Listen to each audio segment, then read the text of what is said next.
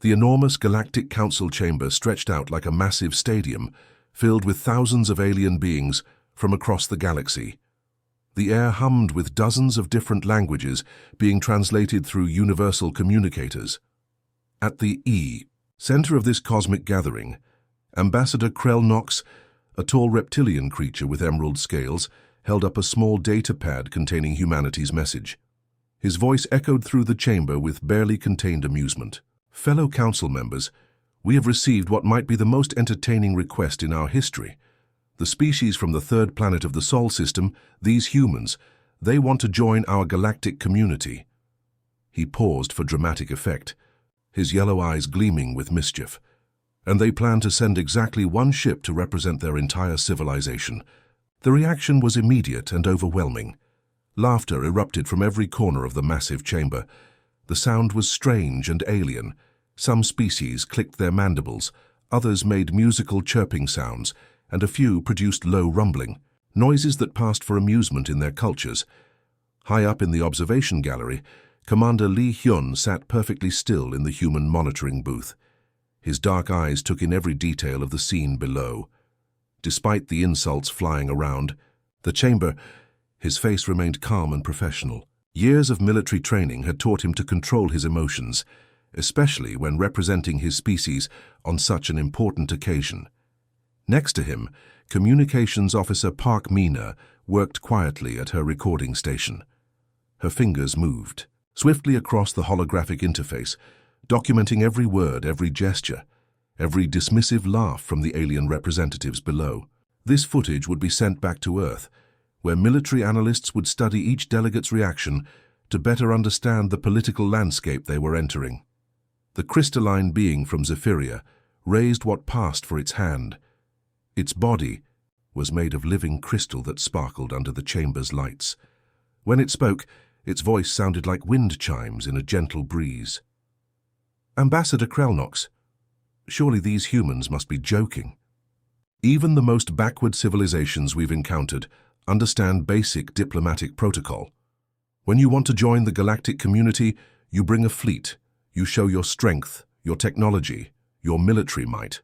One ship, this is either supreme arrogance or complete ignorance. The delegate from the Tide Worlds, an aquatic species that lived in specially designed water suits, bubbled with laughter. His translator converted his underwater speech into standard galactic common. Perhaps these humans are so primitive they only managed to build one functioning starship. We should probably be grateful they didn't try to send a chemical rocket from their home planet. More laughter filled the chamber. Several delegates began sharing stories of other primitive species they had encountered, each trying to outdo the others with tales of technological backwardness and diplomatic failures. Admiral Thex War, commander of the Dominion War Fleet, slowly rose from his hover throne. His species was known throughout the galaxy as master strategists and fearsome warriors. His forearms gestured dismissively as he spoke. This is all very amusing, but let's at least pretend to take this seriously. What is the name of this single vessel? I'm curious to know what these humans consider impressive enough to represent their entire species. The chamber fell relatively quiet, waiting for the answer. All eyes turned toward the human observation booth, where Commander Lee Hyun had remained silent throughout the entire display of mockery. Lee Hyun stood slowly and activated his communicator. His voice was steady and clear as it carried through the chamber's sound system. The ship is designated UES Serenity, Admiral. She will arrive at the designated coordinates in exactly 72 standard galactic hours. The silence lasted for exactly 3 seconds before the chamber exploded with fresh waves of laughter. This time the amusement was even more intense than before. Serenity, howled the Zephyrian delegate. They named their diplomatic vessel after peace and calmness. What's next? Are they going to paint flowers on the hull? The aquatic representative from the Tide Worlds was laughing so hard his translator was having trouble keeping up. In a galaxy where strength determines survival, they send a ship named after tranquility. These humans are either the bravest species we've ever encountered or the most foolish. Admiral Thexwar shook his massive head in disbelief. Serenity. I've commanded fleets with names like Death's Edge and Void Crusher, and they choose Serenity. Perhaps they're planning to bore their enemies to death with peaceful meditation. The mockery continued for another 20 minutes. Delegates shared jokes about human naivety, questioned their understanding of galactic politics, and wondered aloud if the species was even worth the time it would take to formally reject their application. Through it all, Commander Lee Hyun and Communications, Officer Park Mina remained silent in their observation booth. They had expected this reaction. Earth's military strategists had predicted almost exactly this scenario when they planned their approach to galactic diplomacy. What none of the laughing delegates realized was that the humans had chosen their strategy very carefully. They hadn't sent one ship because they only had one ship. They had sent one ship because one ship was all they needed to change everything. In 72 hours, the galaxy would learn the difference between human confidence and human arrogance. The laughter echoing through the council chamber would soon turn to stunned silence, then to respectful awe, and finally to desperate requests for alliance and friendship. The UES Serenity was coming, and with it, the galaxy would discover that humanity had been underestimated in ways that would reshape the entire cosmic order. The massive control room of Galactic Station Nexus 7 buzzed with routine activity. Dozens of alien technicians monitored incoming and outgoing traffic from across the galaxy. It was just another ordinary day in the busiest spaceport in known space. Ships arrived and departed every few minutes, carrying diplomats, traders, and travelers between the thousands of worlds that made up the galactic community. Sensor operator Kim Ji-won sat at his station, half listening to his colleagues discuss the upcoming council meeting with the humans. Like everyone else, he found the whole situation amusing. One ship from a species nobody had ever heard of. It would probably be some tiny vessel that could barely make it across their own solar system. His attention snapped back to his instruments when something unusual appeared on his long-range sensors. At first he thought there might be a malfunction. The readings were so far outside normal parameters that his computer systems were struggling to process the information. "Wait a minute," he muttered, leaning closer to his display. His fingers danced across the control interface, running diagnostics and recalibrating sensors that had worked perfectly for decades. "This doesn't make any sense." The casual conversation around the control room continued, but Kim Ji-won's voice cut through it like a sharp knife. "Contact on long-range sensors. Distance? No, this can't be right." His hands moved frantically over his controls, checking and double-checking readings that seemed impossible. Station Chief Vexillara turned from her command platform, her four eyes focusing on the suddenly agitated sensor operator. She was a veteran of 40 years in galactic traffic control and had seen every type of ship imaginable. Her species, the Keth Mori, were known for their calm efficiency and attention to detail. "Give me a full report, operator," she commanded, her voice steady despite the growing tension in the room. Kim Ji-won's voice shook slightly as he read his instruments. "The human vessel, it's registering as 1,700 kilometers in length, Chief. That's bigger than our entire defense grid. It's bigger than some of the smaller moons in this system." The control room fell completely silent. Every conversation stopped. Every technician turned to stare at Kim Ji-won's station. Several operators began running their own scans, hoping to prove that the readings were wrong. Through the massive transparent aluminum viewing ports that surrounded the control room, something began to change. The local star, which had been shining brightly just moments before, started to dim, not gradually, but as if something enormous was moving between the station and the star itself. Then they saw it. The UES Serenity dropped out of hyperspace with a grace that defied physics. Something that massive should have created gravitational disturbances, energy discharges, and spatial distortions. Instead, it appeared as smoothly as a leaf settling on still water. The ship's hull gleamed like polished black glass, reflecting the light of distant stars across its impossibly vast surface. It wasn't just big. It was beyond anything the galactic community had ever conceived. The largest ships in their fleets were maybe 50 kilometers long. This human vessel was more than 30 times that size. Running lights began activating along the ship's hull, creating patterns of illumination that stretched across the darkness of space. The lights revealed details that made the observers gasp. The hull wasn't smooth. It was covered with structures, bays, weapon systems, and what looked like entire cities built into the ship's surface. The communication array crackled to life, and a calm, professional voice filled the control room. "Galactic Station Nexus 7, this is UES Serenity requesting permission to dock. We come in peace." The voice belonged to Captain Cho Min-soo, though none of the aliens knew his name yet. His tone was relaxed and friendly, as if commanding a ship the size of a small planet was the most natural thing in the galaxy. Station Chief Vexalara found her voice first. "UES Serenity, this is Nexus 7 Control.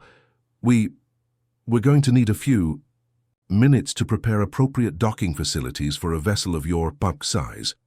As they spoke, something even more incredible began happening. Hidden bays along the Serenity's hull started opening, and fighter squadrons began launching into space. But these weren't normal fighters. Each one was larger than the battle cruisers used by most galactic civilizations. They moved with perfect precision, taking defensive positions around their mothership. The fighters' engines created brilliant trails of energy that looked like aurora displays dancing across the void. There were hundreds of them, maybe thousands, all moving in flawless formation, as if controlled by a single mind. Back in the station's council chamber, the alien delegates who had been laughing just days before now stared at tactical displays in complete shock. The numbers were impossible to believe, but the evidence was floating right in front of them. Ambassador Krelnox, who had led the mockery of humanity just 72 hours earlier, stared at the readings with his mouth hanging open. His reptilian features had gone pale, and his hands trembled slightly as he operated his datapad. "How many crew members does a ship like that require?" he asked, his voice barely above a whisper. The answer came back from the Serenity immediately, delivered in the same calm, professional tone. "Approximately 2.7 million crew members, Ambassador, though we're currently operating with just a skeleton crew of 800,000 for this diplomatic mission." 800,000. A skeleton crew, the largest ships in the FY. Galactic Fleet carried maybe 50,000 crew members at full capacity. The humans were calling 800,000 a skeleton crew. The silence in both the control room and the council chamber stretched on as the reality of the situation began to sink in. This wasn't a primitive species stumbling into galactic politics with one barely functional ship. This was something entirely different. The galaxy had been expecting a joke. Instead, they were face to face with a civilization that had been quietly building wonders beyond their imagination, while they argued over trade routes and territorial boundaries. The UES Serenity hung in space like a sleeping giant, its presence completely changing everything the galactic community thought they knew about power, technology, and their place in the universe. And this was just the beginning. The emergency council session had been called within hours of the Serenity's arrival. The massive chamber, which had echoed with laughter just days before, now felt heavy with tension and disbelief. Every delegate sat in stunned silence, staring at the tactical displays showing the impossible human vessel floating peacefully outside their station. Admiral Thexwar stood at the center of the chamber, his forearms crossed in a gesture that his species used to show both authority and skepticism. His military career spanned over 2 centuries, and he had seen every type of weapon and defense system the galaxy had to offer. Nothing in his experience had prepared him for what he was looking at. "Humans," he said, his voice carrying across the silent chamber. "You arrive with a ship that defies our understanding of engineering and physics. You claim technological capabilities that exceed anything in our databases, but claims are just words floating in space." He gestured toward the main viewing screen, where the Serenity dominated the display like a dark mountain against the stars. "You want us to believe that your species, unknown to our civilization until this week, somehow surpassed technologies that took us thousands of years to develop. Prove it. Show us what this Serenity can actually do." The challenge hung in the air like a thrown gauntlet. Every delegate in the chamber leaned forward, waiting to see how the humans would respond. Many still hoped this was all some elaborate trick, that the massive ship was just an empty shell designed to intimidate rather than a functional vessel. Captain Cho Min-soo's voice came through the communication system, as calm and professional as it had been since his arrival. There was no anger in his tone, no offense taken at the challenge. "Admiral Thexwar, we understand your skepticism. We would be happy to provide a demonstration of our capabilities." On the bridge of the Serenity, Captain Cho turned to his weapons officer, Lieutenant Nam Soo-hyun. She was young for such a critical position, but her family had been designing military systems for 3 generations. Her fingers moved across her control interface with the confidence of someone who knew her equipment better than her own heartbeat. "Lieutenant, bring our defensive systems to 5% power. Standard diplomatic demonstration protocol," the captain ordered. "Understood, sir." "Activating defensive grid at minimum demonstration levels," Nam Soo-hyun replied. What happened next made every sensor on Galactic Station Nexus 7 scream with alarm signals. The space around the Serenity began to shimmer like heat waves rising from hot pavement. Energy shields materialized in patterns that covered not just the ship itself, but extended outward for hundreds of kilometers in every direction. The shields weren't the simple energy barriers that most galactic civilizations used. These were layered, multidimensional defensive systems that seemed to bend space itself around the massive vessel. Gravitational waves rippled outward from the ship, invisible but detectable by every gravity sensor in the system. Smaller vessels that had been observing from what they thought was a safe distance suddenly found their navigation systems activating emergency protocols. The gravitational effects from the Serenity's shields were so powerful that nearby ships had to adjust their positions automatically to avoid being pulled off course. The ship's sensor arrays began deploying along its hull, like enormous metallic flowers opening to catch sunlight. Each array was larger than most space stations, and they moved with mechanical precision that spoke of engineering far beyond anything the galactic community had achieved. "Weapons systems coming online," Lieutenant Nam reported, "targeting asteroid field Delta 7 for demonstration purposes." Delta 7 was a large asteroid field located about 200,000 kilometers from the station. It had been used for mining operations for decades, and everyone knew its exact position and composition. It was far enough away that any weapons test would be safely isolated from inhabited areas. The Serenity's main cannon began to move. The weapon system was so large that its barrel alone was longer than most battleships. It rotated with mathematical precision, aligning itself with the distant asteroid field. Energy readings spiked across every instrument in the system as the weapon charged. "Firing," Nam announced simply. A beam of pure energy lanced out across space, covering the distance to the asteroid field in less than a second.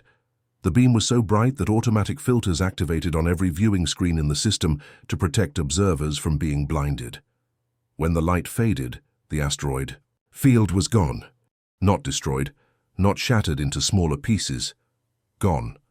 Completely and utterly erased from existence, as if it had never been there at all.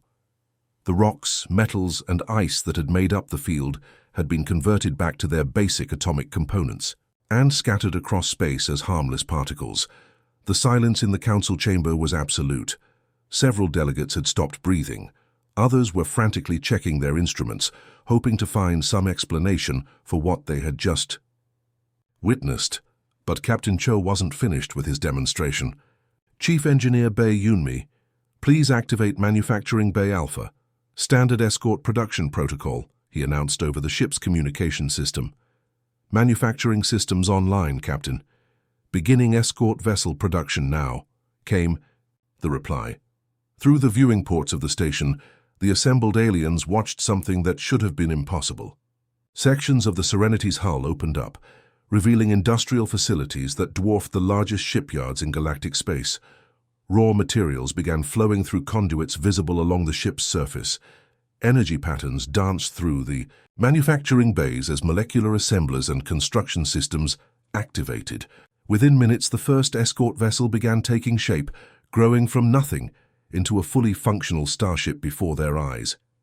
The escort ships emerging from the Serenity's manufacturing bays were each the size of heavy cruisers. They were sleek, powerful, and obviously armed with the same impossible technology as their mothership. One after another, they rolled out of the construction facilities, their systems activating and engines coming online as soon as they cleared the bays. The crystalline delegate from Zephyria, was making sounds that his translator couldn't properly convert. His species' equivalent of hyperventilation was causing his crystal structure to vibrate at frequencies that created harmonic resonances throughout the chamber. How is this possible? He finally managed to ask, his voice breaking with disbelief. Captain Cho's answer was delivered with the same calm professionalism he had shown throughout the entire demonstration. Standard human engineering, delegate. We learned efficiency through necessity. When your species faces extinction multiple times throughout its history, you either develop better technology or you die. We chose to develop better technology. The demonstration had lasted less than 30 minutes, but it had completely changed the balance of power in the galaxy.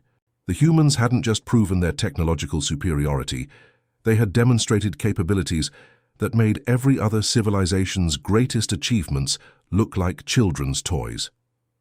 The age of galactic politics as usual was over.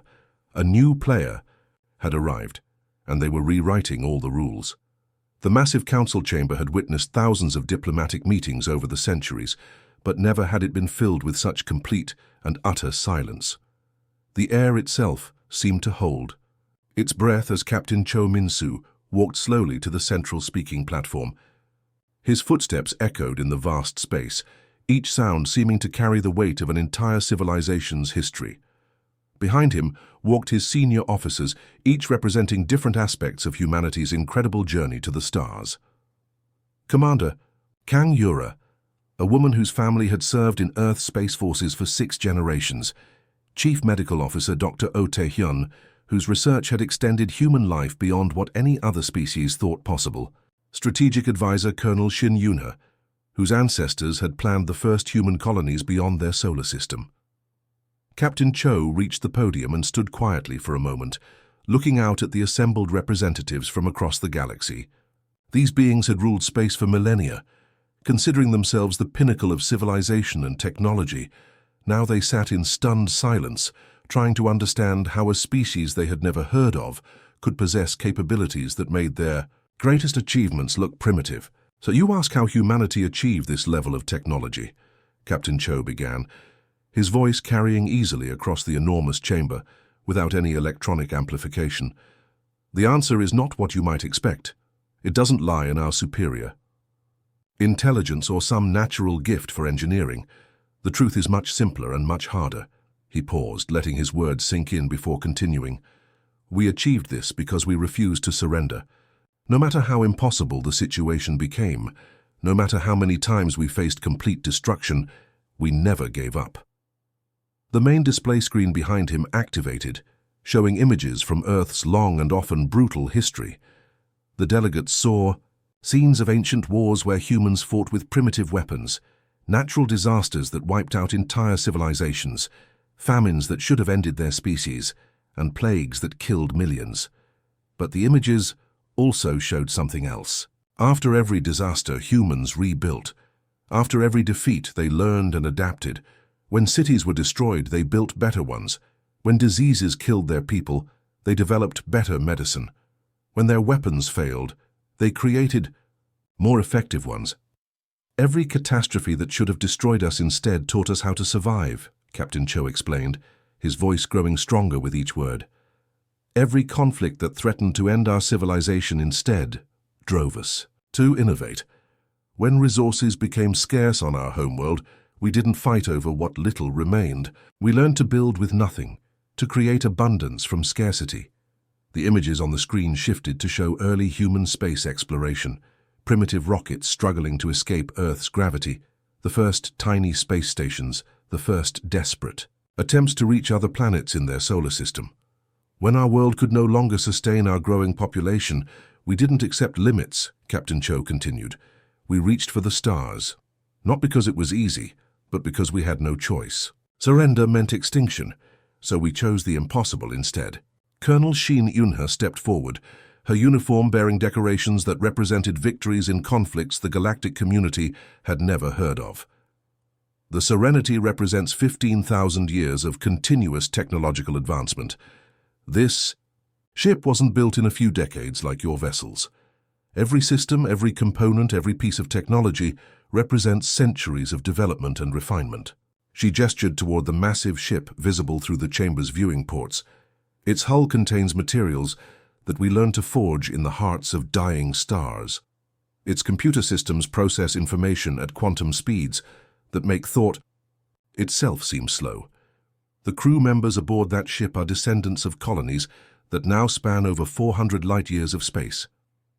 Dr. Otaihyun, whose gentle appearance hid one of the most brilliant minds in human space, spoke quietly, but his words carried throughout the chamber. This ship carries more than advanced technology. It carries the genetic legacy of 7 billion humans who lived and died on Earth, and the cultural memory of 12,000 distinct civilizations that arose after we left our homeworld. The number stunned the assembled delegates. 12,000 civilizations?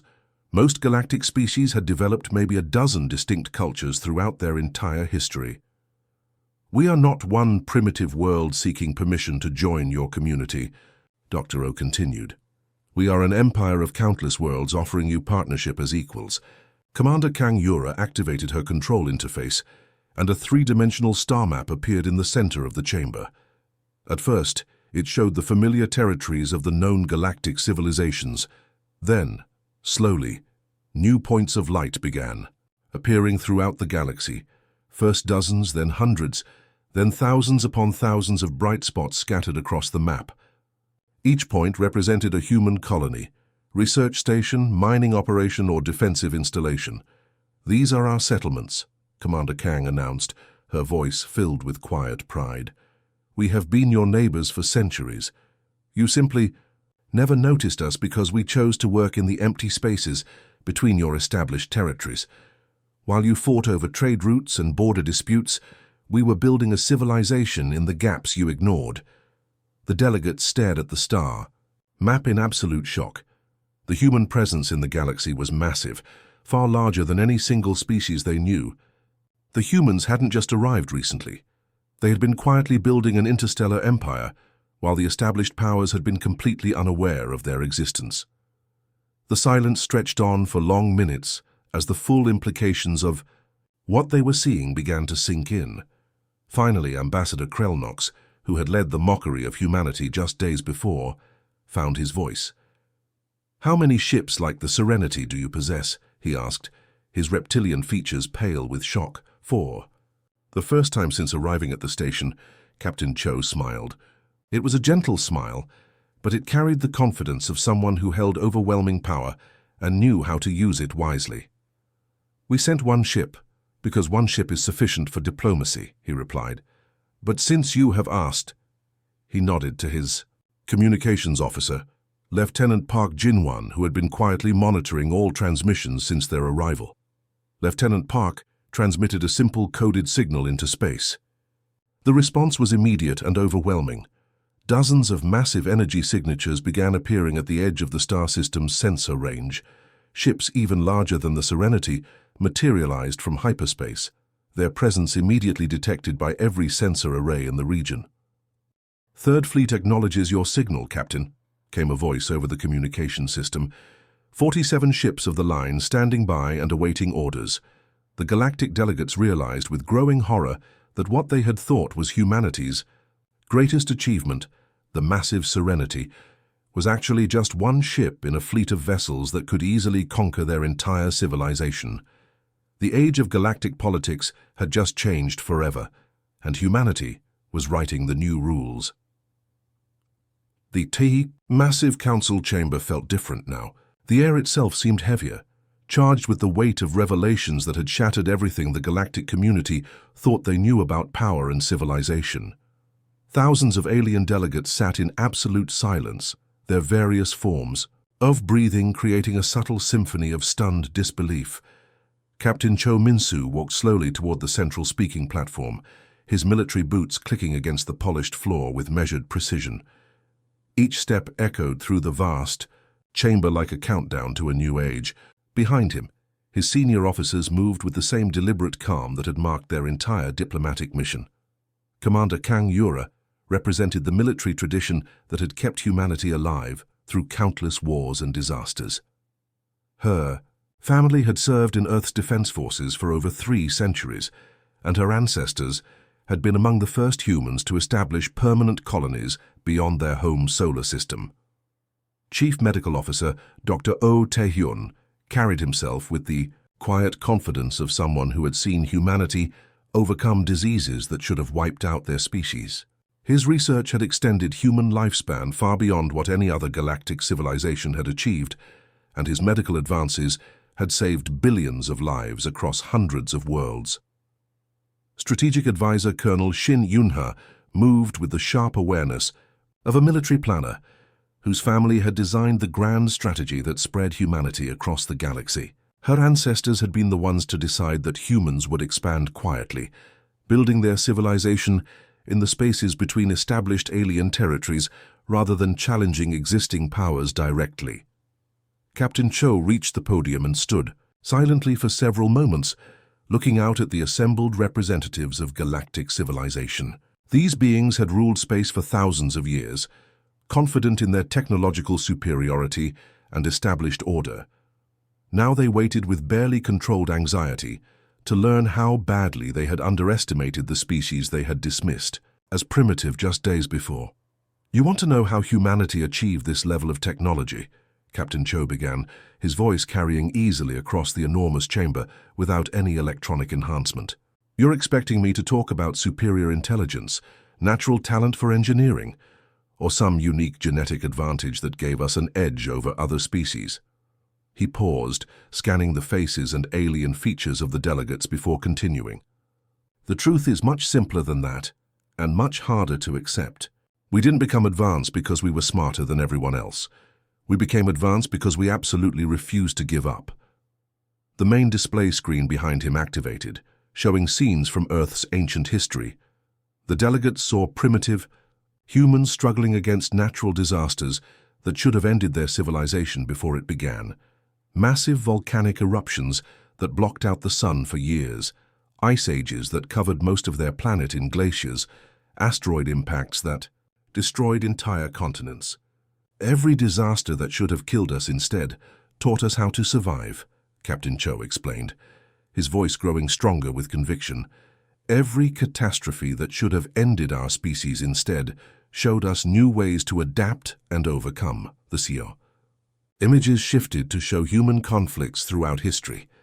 Wars fought with primitive weapons, battles that raged across entire continents, conflicts that consumed entire generations of their people. "Every war taught us innovation," he continued. "When our enemies had better weapons, we built superior ones. When they had stronger defenses, we developed new ways to overcome them. When traditional tactics failed, we invented entirely new forms of warfare." The screen showed scenes of famines and plagues that had devastated human populations throughout their history, diseases that killed millions, crop failures that starved entire civilizations, environmental disasters that forced mass migrations across their planet. "When resources became scarce, we didn't fight over the scraps," Captain Cho said, his voice filled with pride. "We learned to create abundance from nothing. We developed technologies that could transform worthless materials into valuable resources. We built systems that could sustain millions of people in environments that should have been uninhabitable." The images shifted again, showing early human space exploration. Primitive rockets that barely managed to escape their planet's gravity, tiny space stations that housed just a few dozen people, the first desperate attempts to establish permanent settlements on other worlds in their solar system. "When our homeworld could no longer support our growing population, we didn't accept limits," he continued. "We reached for the stars, not because it was easy or profitable, but because we had no choice. Stay and face extinction, or risk everything." On the impossible dream of spreading across the galaxy, Colonel Shin Yun-ha stepped forward, her uniform decorated with awards and honors from conflicts that the galactic community had never heard of. "The Serenity isn't just a ship, it's the culmination of 15,000 years of continuous technological development. Every system aboard that vessel represents centuries of research, testing, and refinement." She gestured toward the massive ship, visible through the chamber's viewing ports. The materials in its hull were forged in the hearts of dying stars using techniques we developed over millennia. Its computer systems process information at quantum speeds that make biological thought seem impossibly slow. The crew members serving aboard that ship are descendants of colonists who have spread across over 400 light-years of space. Dr. Oh Tae-hyun spoke next, his gentle voice somehow carrying throughout the vast chamber. This ship carries more than advanced technology and powerful weapons. It carries the genetic heritage of 7 billion humans who lived and died on our homeworld, and the cultural memory of 12,000 distinct civilizations that arose after we left Earth behind. The number stunned the alien delegates. Most galactic species had developed perhaps a dozen distinct cultures throughout their entire existence. Humanity had created 12,000 separate civilizations, each one contributing to their collective knowledge and advancement. We are not a single primitive world begging for admission to your galactic community, Dr. Oh continued quietly. We are an empire of countless worlds offering you partnership as equals in a relationship that will benefit all of our species. Commander. Kang Yura activated her control interface, and a three-dimensional star chart materialized in the center of the chamber. Initially, it displayed the familiar territories of known galactic civilizations, the established powers that had divided space between themselves over thousands of years. Then new points of light began appearing on the map. First a few dozen, then hundreds, then thousands upon thousands of bright markers scattered throughout the galaxy. These represent our presence in this galaxy, Commander Kang announced. Our colonies, research stations, mining operations, manufacturing facilities, and defensive installations. We have been your neighbors for centuries, building our civilization in the empty spaces between your established territories. The scope of human expansion was staggering. Their settlements filled the gaps between alien territories, creating a network that spanned the entire galaxy. They had been there all along, working quietly, while the established powers focused on their own affairs. You never noticed us because we chose to remain hidden, she explained. While you fought over established trade routes and border disputes, we were building something entirely new in the regions you considered worthless or uninhabitable. The silence that followed stretched on for several minutes as the full implications became clear. Finally, Ambassador Krell Knox, who had led the mockery of humanity just days earlier, managed to find his voice. "How many ships like the Serenity do you possess?" he asked, his reptilian features pale with shock and growing fear. Captain Cho smiled for the first time since arriving at the station. It was a confident smile, but not cruel or threatening. It was the smile of someone who possessed overwhelming power but chose to use it wisely. "We sent one ship for diplomacy, because one ship was sufficient to demonstrate our capabilities," he replied calmly. "But since you have asked about our full strength..." He nodded to Lieutenant Park Jin-wan, who had been quietly monitoring communications throughout their entire visit. Park transmitted a brief coded signal into space. The response was immediate and overwhelming. Sensor alarms began sounding throughout the station as dozens of massive energy signatures appeared at the edge of the star system. Ships even larger than the Serenity materialized from hyperspace, their presence immediately detected by every scanner in the region. "Third Fleet acknowledges." "Signal, Captain," came a voice through the communication system. 47 vessels of the line standing by and awaiting your orders." The galactic delegates realized with growing horror that humanity's greatest diplomatic achievement was actually just the beginning of their revelation of power that could reshape the entire galaxy. The emergency council session had stretched on for hours, but finally the moment of truth had arrived. The voting chamber, usually filled with heated debates and political maneuvering, was eerily quiet as representatives from hundreds of species prepared to cast their decisions. The vote wasn't really about whether to accept humanity into the galactic community anymore. After witnessing the demonstrations of power, the revelation of their massive hidden civilization, and the arrival of the Third Fleet, everyone understood that the old order was finished. The question now was how to adapt to a galaxy where humans were clearly the dominant force. One by one, the votes were registered. Each species representative stood and formally announced their decision, their voices echoing through the vast chamber. The Crystalline Confederacy voted yes. The Aquatic Worlds Federation voted yes. The Silicon-based collective voted yes. Every single vote was the same. It took nearly 3 hours for all the representatives to overcome their shock and participate in the voting process, but when it was finished, the result was unprecedented in galactic history. For the first time, anyone could remember, a council vote was completely unanimous. But the outcome wasn't what anyone had expected when this session began. Humanity wouldn't be applying for membership in the existing Galactic Council. Instead, they would be joining as a founding member of an entirely new organization, one that recognized the reality of the new balance of power in the galaxy. Admiral HFY, who had commanded the respect and fear of military forces across the galaxy for over 2 centuries, approached Captain Cho with visible difficulty. His pride was clearly struggling with the necessity of what he was about to do, but his survival instincts were stronger than his ego. "Captain Cho," he said, his 4 arms held in the formal position his species used to show respect to a superior. "On behalf of the Dominion Warfleet and all the military forces under my command, I formally request an alliance with the human empire. Our previous misunderstandings were based on incomplete information about your capabilities and intentions." Captain Cho studied the alien admiral for a moment before responding. His answer would set the tone for humanity's relationship with the rest of the galaxy going forward.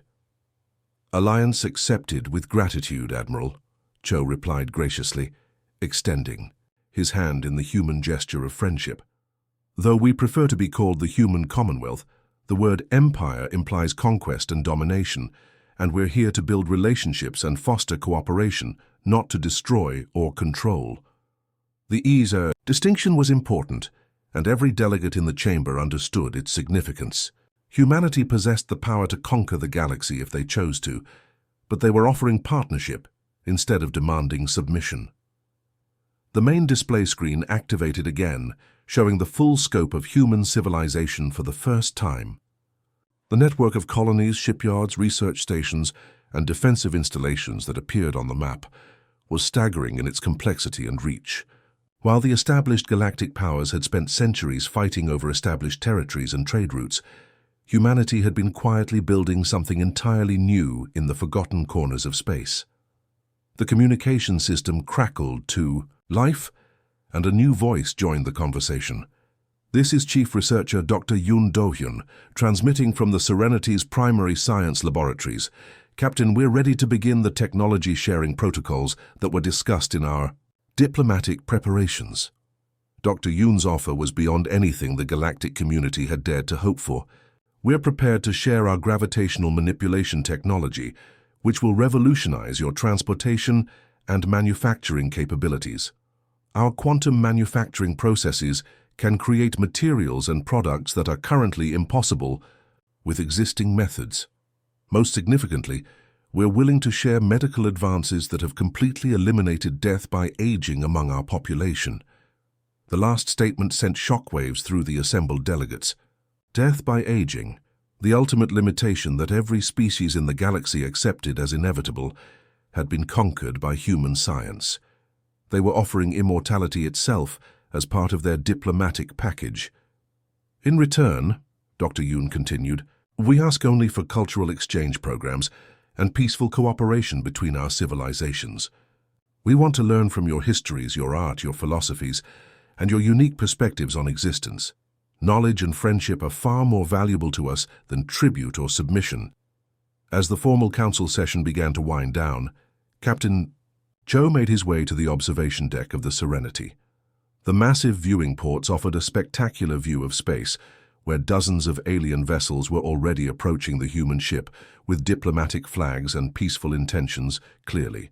Displayed Commander Kang Yura joined him at the viewing ports, carrying a datapad filled with incoming communications from across the galaxy. Her expression showed a mixture of satisfaction and amazement at how quickly the situation had evolved. "Captain, the response has been overwhelming," she reported, scrolling through the endless stream of messages. "We've received 17 formal alliance requests from major galactic powers, 34 comprehensive trade agreements offering everything from rare minerals to cultural artifacts, and 47 research partnership proposals from universities and scientific institutions." She paused to highlight one particularly amusing message. The Veltar hegemony is actually asking if we need military assistance with anything. They're offering to deploy their entire battle fleet to help us with any conflicts we might be facing. Captain Cho couldn't help but chuckle at the irony. Just days ago, these same species had been laughing at humanity's supposed primitive nature and weak military capabilities. Now they were offering to fight alongside the very people they had dismissed. "Send them our thanks for the generous offer," he instructed. "But remind them diplomatically that we only needed to send one ship to completely change the balance of power in this galaxy. If we had any military problems that required assistance, we probably would have mentioned them by now." The observation deck's communication system activated, and the voice of the ship's navigation officer filled the space. "Captain, we're receiving departure clearance from station control. All diplomatic protocols have been completed, and we're cleared to begin our return journey to Commonwealth space." "Very good," Captain Cho replied. "Begin our departure sequence but maintain a leisurely pace. It seems we're going to have company for the journey home." Through the viewing ports, they could see the parade of alien vessels that were preparing to follow the Serenity back to human space. Diplomatic ships, trade vessels, research expeditions, and even a few military escorts were arranging themselves into a massive convoy that stretched across several kilometers of space. Every ship carried representatives eager to see what other wonders humanity had been quietly building among the stars. They wanted to visit human colonies, study human technology, establish trade relationships, and forge the cultural connections that would define the new galactic order. In the depths of space, the UES Serenity began its slow, majestic turn toward home. Its massive hull reflected the light of distant stars as it prepared to lead an unprecedented diplomatic mission back to the heart of human civilization. The galaxy had laughed when humans announced they were sending just one ship to represent their entire species. The laughter had turned to stunned silence when that ship arrived and demonstrated capabilities beyond anything the established powers had imagined possible. Now, as the Serenity departed with its convoy of former skeptics turned eager allies, everyone finally understood the truth. Humanity hadn't sent one ship because it was all they had. They had sent one ship because one ship was all they needed to change everything. The age of human dominance in the galaxy had begun, not through conquest or intimidation, but through the simple demonstration that sometimes the most powerful statement you can make is to show restraint when you possess overwhelming strength. The galaxy would never be the same again, and perhaps that was exactly what it needed.